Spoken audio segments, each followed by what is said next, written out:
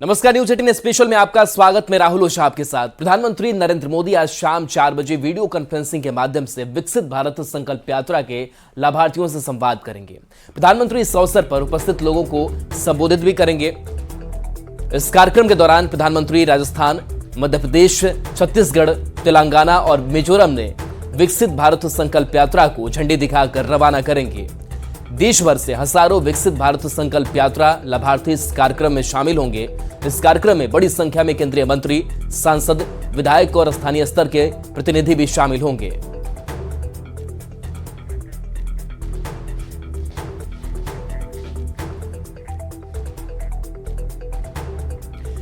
दिसंबर 1971 की ऐतिहासिक जीत की खुशी आज भी हर देशवासी के मन को उमंग से भर देती है। इस दिन को हम लोग विजय दिवस के रूप में मनाते हैं। इस दिन भारत ने पाकिस्तान के दांत खट्टे किए थे। आज का दिन सैनिकों के शौर्य को सलाम करने का दिन है। दिल्ली से लेकर बेंगलुरु तक हर जगह जवानों को श्रद्धांजलि दी जा रही है। रक्षा मंत्री राजनाथ सिंह ने सीडीएस जनरल अनिल चौहान, सेना प्रमुख जनरल मनोज पांडे, नौसेना प्रमुख एडमिरल आर हरि कुमार और वायुसेना के उप प्रमुख एयर मार्शल अमरप्रीत सिंह के साथ राष्ट्रीय युद्ध स्मारक पर पुष्पांजलि अर्पित की। बता दें कि 1971 के भारत पाकिस्तान युद्ध में भारतीय सशस्त्र बलों की जीत की याद में 16 दिसंबर को पूरे देश में हर साल विजय दिवस मनाया जाता है।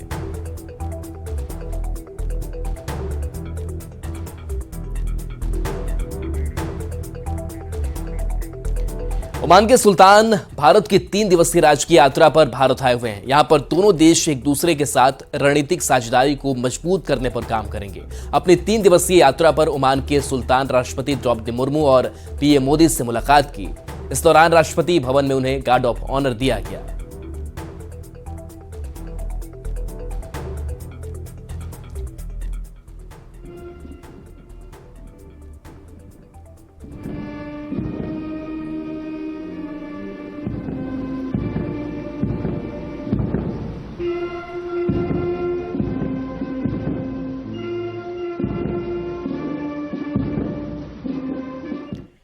ठाणे में एक लड़की ने अपने बॉयफ्रेंड और उसके एक साथी पर आरोप लगाया कि उसे गाड़ी से कुचलने की कोशिश की गई। लड़की का कहना है कि वो उस लड़की के साथ 4.5 साल से रिलेशनशिप में थी, लेकिन 5 दिन पहले उसके साथ एक घटना हुई। लड़की का यह भी आरोप है कि उसकी रिपोर्ट को पुलिस ने सही तरीके से नहीं लिखी और अब वो अपने बॉयफ्रेंड पर दुष्कर्म करने और जान से मारने की कोशिश करने का आरोप लगा रही है।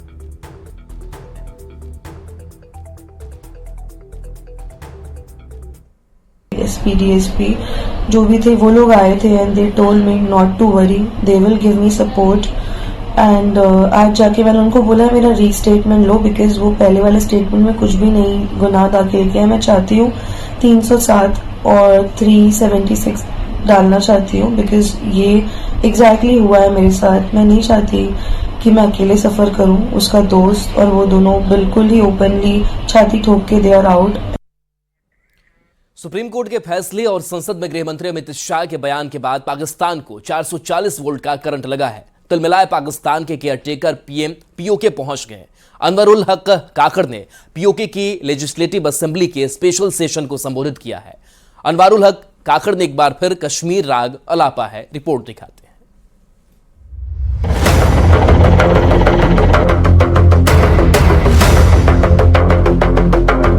कहना चाहता हूं, पाक ऑक्यूपाइड कश्मीर भारत का है, हमारा है और हमसे कोई नहीं चाहता। किसी के ज़हन में किसी किस्म का कोई खदशा अगर है तो वो दूर कर ले।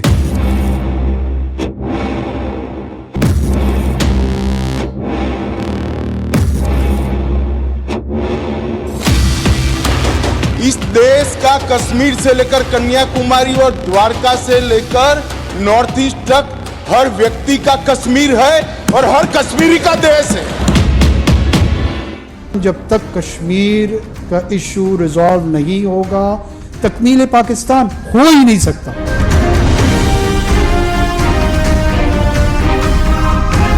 हमारी सेना जीत रही थी, वो भाग रहे थे। 2 दिन रुक जाते, पूरा पाक ऑक्यूपाई कश्मीर तिरंगे के तले आ जाता।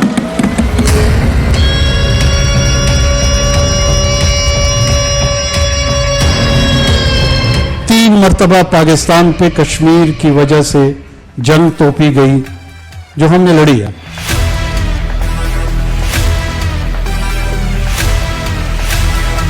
अगर 30 मरतबा पाकिस्तान पे ये जंग थोपी जाएगी, हम 300 मरतबा लड़ने के लिए तैयार हैं। इसी को कहते हैं तन पर नहीं लगता पान खाए अलबत्ता। हर जंग में मुंह की खाने वाला पाकिस्तान जंग की बात कर रहा है, वो भी पीओके की धरती से। पीओके पर गृह मंत्री अमित शाह की दहाड़ से पाकिस्तान के केयरटेकर प्रधानमंत्री अनवारुल हक काकड़ को 440 वोल्ट का करंट लगा है। भारत की संसद में पीओके का जिक्र क्या हुआ, पूरा पाकिस्तान तिलमिला उठा। जब तक कश्मीर का इशू रिजॉल्व नहीं होगा, तकमील पाकिस्तान हो ही नहीं सकता। तख्लीक पाकिस्तान हो चुका है, तख्लीक पाकिस्तान हुआ है, 7 दिहाइयां उसको गुजरी हुई हैं, तकमील पाकिस्तान होने जा रहा है। धोथा चना बाजे खना, यानी असमर्थ सिर्फ बड़ी बड़ी बातें ही करता है। पीओके पहुंचकर अनवारुल हक काकड़ ने भी वही काम किया है। संसद से गृह मंत्री ने जो मैसेज दिया है उसे पाकिस्तान ने पढ़ लिया है। पीओके की सीटों का रिजर्वेशन पाकिस्तान के हुक्मरानों के लिए फ्रस्ट्रेशन बन गया है। जैसे गीदड़ की मौत आती है तो वो शहर की तरफ भागता है, ठीक वैसे ही पाकिस्तान के पीएम अनवारुल हक काकड़ भागे भागे पीओके के मुजफ्फराबाद पहुंच गए। यहां पीओके में लेजिस्लेटिव असेंबली में स्पेशल सेशन के नाम पर 8 आंसू बहाने लगे। सबको ये यकीन दिलाता चलूं, मैं आज हाजिर यही हुआ हूं और इसी वजह से हुआ हूं। पाकिस्तान की चाहे फौजी क़यादत है, पाकिस्तान की चाहे सियासी क़यादत है, पाकिस्तान की इंटेलिजेंशिया है, कोई भी ऐसा फर्द जिसका असर पॉलिसी मेकिंग में है, उसके ज़हन में कोई कंफ्यूजन नहीं है। चूहे की जाया बिल ही खोदता है। कश्मीर को लेकर जो काम जिन्ना ने किया, जो काम पाकिस्तान के सभी वजीर आजमों ने किया, वही काम अब अनवारुल हक काकड़ कर रहे हैं। काकड़ ने भी फिर वही फर्जी राग अलापा है जो पाकिस्तान बरसों से कहता आ रहा है। पाकिस्तान वकील है, लेकिन इस मुकदमे में उसको अपने आबा व अजदाद के हिस्से में जो जायदाद आई है उसका मुकदमा लड़ रहा है। ये मेरी अपनी जमीन का मुकदमा है, ये मेरे अपने लोगों का मुकदमा है। अनवारुल हक काकड़ के इस खीद से साफ हो गया है कि भारत की संसद में पीओके को लेकर जो बुलंद आवाज उठी, उसकी गूंज एलओसी के उस पार पाकिस्तान में सुनाई दी। ना सिर्फ सुनाई दी, बल्कि पाकिस्तान के हुक्मरानों की नींद हराम हो गई। तिल मिलाए पाकिस्तान के केयरटेकर प्रधानमंत्री अनवारुल हक काकड़ पीओके को लेकर दावा करने मुजफ्फराबाद पहुंच गए। किसी के ज़हन में किसी किस्म का कोई खदशा अगर है तो वो दूर कर ले, वो कश्मीर में भी दूर कर ले, वो पाकिस्तान में भी दूर कर ले, और वो श्रीनगर और बारामूला में भी दूर कर ले। सुना आपने, इससे ही कहते हैं झूठ के पांव नहीं होते। झूठा एक बात पर स्थिर नहीं रहता। कश्मीर को लेकर यही हाल पाकिस्तान का है। पीओके यानी पाक अधिकृत कश्मीर, जिसे पाकिस्तान आजाद कश्मीर का नाम देता है, वो ना तो कभी पाकिस्तान का हिस्सा था और ना ही कभी होगा। पाकिस्तान कश्मीर घाटी के जिस हिस्से पर अवैध कब्जा करके बैठा है, उस पर हिंदुस्तान की सरकार का स्टैंड एकदम क्लियर है। देश का कश्मीर से लेकर कन्याकुमारी और द्वारका से लेकर नॉर्थ ईस्ट तक हर व्यक्ति का कश्मीर है और हर कश्मीरी का देश है। क्या बात कर रहे हैं आप? पूरी दुनिया को पता है कि पाकिस्तान की टाट उलट चुकी है। पीओके के लोगों को पता है कि पाकिस्तान के हुक्मरान आवाम को आतंक के जख्मों के सिवा और कुछ नहीं दे सकते। आम लोगों का पेट भरना पाकिस्तानी सरकार के बूते की बात नहीं, लेकिन सपना पूरे कश्मीर का देखता है। गृह मंत्री अमित शाह ने संसद में कहा कि पीओके भारत का हिस्सा था, हिस्सा है और हिस्सा रहेगा। जिसको जो बोलना है वो बोले। इस सदन में बोला हुआ शब्द इतिहास बनता है। मैं आज फिर से कहना चाहता हूं, पाक ऑक्यूपाई कश्मीर भारत का है, हमारा है और हमसे कोई नहीं छीनता। यह किसी से छिपा नहीं है कि पीओके में पाकिस्तान अपनी जबरिया हुकूमत चलाता है। 75 साल से पाकिस्तान पीओके पर कुंडली मारकर बैठा है, लेकिन अब उसको खौफ सता रहा है। पीओके के हाथ से जाने का खौफ। वजह है जम्मू कश्मीर के साथ साथ पूरे पीओके को लेकर मोदी सरकार के सख्त तेवर। पाकिस्तान के केयरटेकर पीएम अनवारुल हक के पीओके पहुंचने के पीछे पाकिस्तान की घबराहट भी साफ नजर आ रही है। अनुच्छेद 370 पर सुप्रीम कोर्ट का फैसला आने के बाद गृह मंत्री अमित शाह ने राज्यसभा में 2 टूक कहा था कि पीओके हमारा है और हमेशा हमारा ही रहेगा। इसे सुनकर पाकिस्तान का कलेजा काम किया। डर सता रहा है कि कहीं पीओके भी उसके हाथों से ना चला जाए। दरअसल अनुच्छेद 370 के हटने के बाद घाटी में आतंक फैलाने के पाकिस्तान के मंसूबों पर पानी फिरता जा रहा है। आतंकी घटनाएं लगातार कम होती जा रही हैं और पत्थरबाजी का तो जैसे अंत ही हो गया है।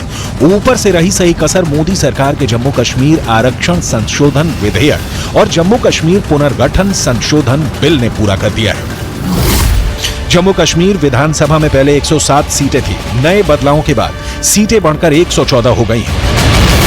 जम्मू और कश्मीर विधानसभा में पहले जम्मू की 37 सीटें थी। जम्मू की सीटें बढ़कर अब 43 हो गई हैं। वहीं विधानसभा में कश्मीर से 46 सीटें थी, जो बढ़कर अब 47 हो गई हैं। पीओके की 24 सीटों को आरक्षित रखा गया है।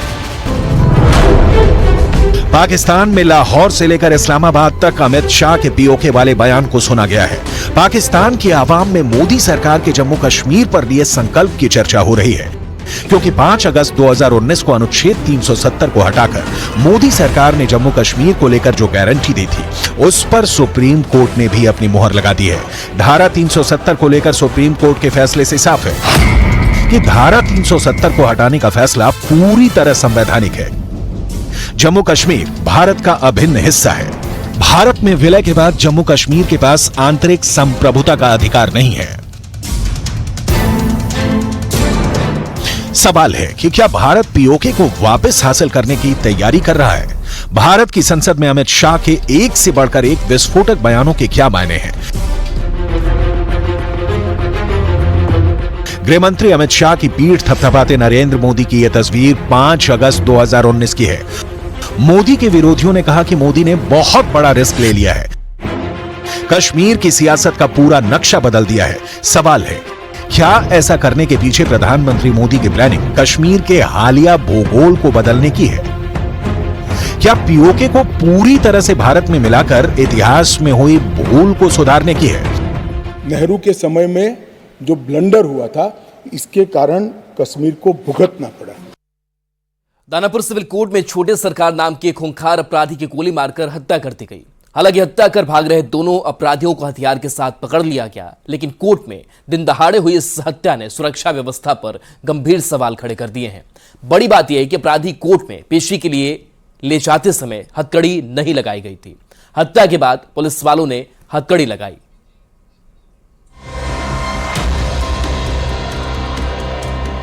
हैरान कर देगी ये तस्वीर। इस कैदी की हत्या हो चुकी है। कोर्ट परिसर में पुलिस वालों के बीच गोली मारी गई। अब आप इस तस्वीर को देखकर पूछेंगे कि मरे व्यक्ति के हाथ में हथकड़ी क्यों लगाई जा रही है, तो आपको ये खबर बता दे रहे हैं। जमीन पर मौत की नींद सो रहा ये है सिकंदपुर बिहटा का रहने वाला अभिषेक उर्फ छोटे सरकार। हत्या, रंगदारी और लूट सहित 16 मामलों के आरोपी छोटे सरकार की गिनती इलाके के खूंखार अपराधियों में होती थी। आरोपी पूर्व विधायक चितरंजन शर्मा के सगे भाइयों के हत्याकांड में भी शामिल था। शुक्रवार को बेउर जेल से पेशी के लिए इसे दानापुर सिविल कोर्ट लाया गया था, जहां 2 हथियारबंद बदमाशों ने पॉइंट ब्लैंक रेंज से गोली मारकर हत्या कर दी, वो भी पुलिस वालों की मौजूदगी में। उसके बाद कोर्ट में भगदड़ मच गया पूरा। 2 व्यक्ति अभी जस्ट हिरासत में उस समय लिए गए, एकदम टीनेजर होंगे। घटना के बाद मौके पर अफरा तफरी मच गई, लोग इधर उधर भागने लगे, लेकिन इसी क्रम में दोनों अपराधियों को पकड़ लिया गया। प्रारंभिक पूछताछ में जो अभी बात सामने आई है वो ये आई है कि दोनों जो अभियुक्त हैं वो अपराधी वो मुजफ्फरपुर से आए थे इसकी हत्या करने के लिए। कुछ और बातें भी उन लोगों ने बताई हैं जिसको हम लोग फर्दर वेरीफाई करते हैं। इस पूरे घटनाक्रम में पुलिस की घोर लापरवाही सामने आई। पुलिस वाले बिना हथकड़ी लगाए ही छोटे सरकार जैसे खूंखार कैदी को कोर्ट लाए थे, और जब गोली मार दी गई तब लापरवाही छिपाने के लिए उसके हाथों में हथकड़ी लगाई गई। वकील साहब एक बोल रहे हैं कि हथकड़ी उसके हाथों में नहीं था। सब कुछ लगा हुआ था, वो झूठ बोलता है, आदमी झूठ बोलने का सब कुछ। हथकड़ी आप लोग नहीं लगाए थे क्या? सब कुछ लगल है। कोर्ट में आने वाले वकीलों और आसपास के लोगों का कहना है कि यहाँ कोई सुरक्षित नहीं है। हाँ, बाहरी आदमी मिलते रहे, कुछ देते रहता है, खिलाते रहता, पुलिस कुछ रोकता नहीं है, इसलिए यहाँ पर असुरक्षित है कहिए टोटली। कोर्ट में हुई हत्या के बाद बिहार की सुरक्षा व्यवस्था पर गंभीर सवाल खड़े हो रहे हैं। सवाल ये है कि क्या बिहार की कोर्ट अब सुरक्षित नहीं है? क्या कानून का डर खत्म हो चुका है? अगर नहीं तो बदमाशों ने कैसे कोर्ट परिसर में वारदात को अंजाम दिया? न्यूज़ 18 के लिए पटना से संजय कुमार और दानापुर से अमरजीत की रिपोर्ट।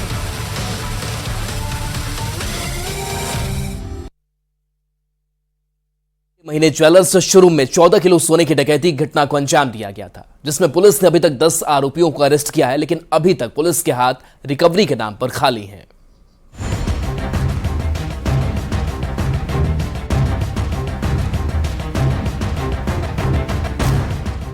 बिहार का सुबोध गैंग का सरगना जेल से ही डकैती लूट जैसी घटनाओं की पटकथा लिखता है और वहीं से ही अपने गुर्गों को आदेश भी जारी करता है, जिसके बाद उसके गुर्गे डकैती और लूट जैसी वारदातों को अंजाम देते हैं।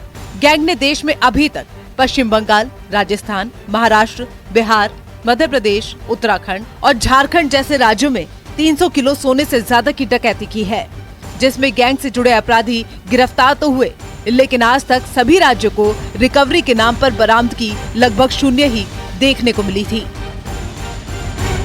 बताया जा रहा है कि गैंग ने सबसे बड़ी डकैती पश्चिम बंगाल के आसनसोली में करीब 57 किलो सोने की थी, लेकिन इस पूरी डकैती में सिर्फ 20 ग्राम सोना ही रिकवर हो पाया है। अगर आपकी जानकारी बता रहा हूँ कि 6 से 8 स्टेट्स में घटनाएं हुई हैं और जो रिकवरी परसेंटेज वो काफी लो है, अरेस्टिंग का परसेंटेज भी काफी लो है, लेकिन जिस तरह से देहरादून पुलिस और यहाँ पर एसटीएफ ने मिलकर 1 माह के अंदर, 1.25 माह के अंदर 9 लोग को अरेस्ट किया, इसमें 3 इसमें मेन जो आने वाले थे वो अरेस्ट हो गए। 9 नवंबर को हुई डकैती मामले में पुलिस ने 2 इनामी सहित 8 अन्य आरोपियों को अरेस्ट किया है, जिसमें 3 वो बदमाश हैं जो देहरादून शोरूम में डकैती के दौरान मौजूद थे, जिसमें एक अपराधी प्रिंस को बिहार पुलिस ने अरेस्ट किया है। हालांकि अब पुलिस का दावा है कि वो रिकवरी पर भी काम करेगी। लूट के सोने की रिकवरी पुलिस के लिए बड़ा चैलेंज है, क्योंकि गैंग में लूट की घटना और सामान को ठिकाने लगाने तक के लिए अलग अलग लोग होते हैं, जो एक दूसरे से बिल्कुल ही अनजान होते हैं। नेचुरल सी बात है, मैंने बताया इस गैंग के मोडस ऑपरेंडी जो करने वाले हैं वो प्रोफेशनल लोग होते हैं। वो ज्वेलरी लेकर अपने घर या कहीं का बंटवारा नहीं होता है, वो सेकंड हैंड और थर्ड हैंड में पास ऑन हो जाती है। तो जो चीजें इन्फॉर्मेशन मिल रही है बहुत अर्ली है, मैं सबको अभी मीडिया के सामने शेयर नहीं कर सकता, लेकिन अब हम सेकंड लेयर तक पहुंचने वाले हैं, जहां पर हम रिकवरी के प्रयास के आगे इसमें रखेंगे। गैंग के 10 अपराधी पुलिस ने गिरफ्तार किए, लेकिन हैरानी की बात तो ये है कि कोई भी अपराधी एक दूसरे को नहीं जानता, क्योंकि लूट में अलग अलग काम दूसरे अपराधियों को दिए गए। अब लूट का सोना किसे दिया गया, किसने और कहां ठिकाने लगाया, इसके बारे में भी अभी तक कुछ नहीं पता। अब दून पुलिस कैसे लूट के सोने को बरामद करेगी, ये देखना दिलचस्प होगा। न्यूज़ 18 के लिए देहरादून से सत्येंद्र बर्थवाल की रिपोर्ट। बॉलीवुड के मशहूर एक्टर श्रेयस तलपड़े को हार्ट अटैक आया, जिसके बाद मुंबई के एक अस्पताल में उनकी एंजियोप्लास्टी हुई है। हालत स्थिर बताई जा रही है।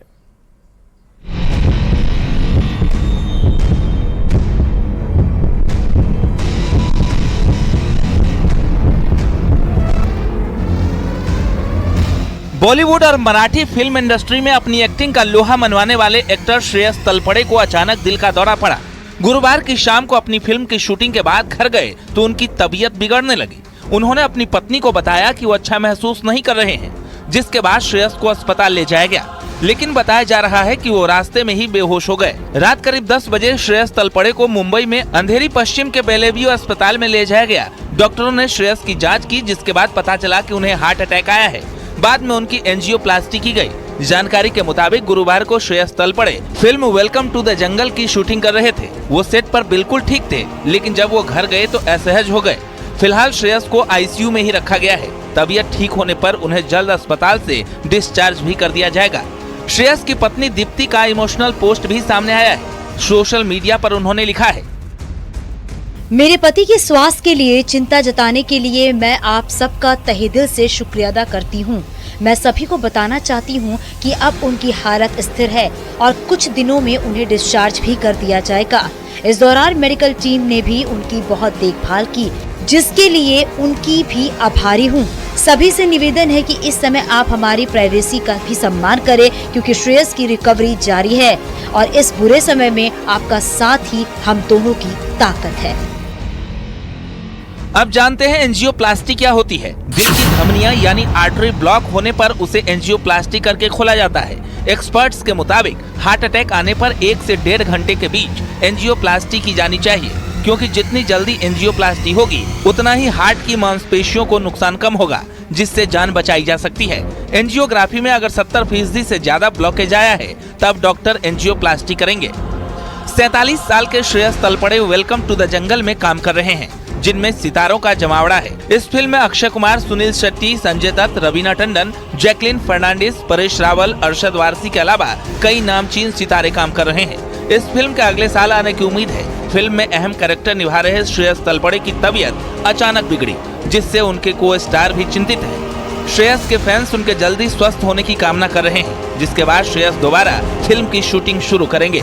श्रेयस न केवल बेहतर एक्टर हैं, बल्कि बहुत फेमस वॉइस आर्टिस्ट भी हैं। साउथ सिनेमा की ब्लॉकबस्टर फिल्म पुष्पा में श्रेयस की आवाज है। फिल्म के हिंदी वर्जन में उन्होंने अल्लू अर्जुन को आवाज दी है।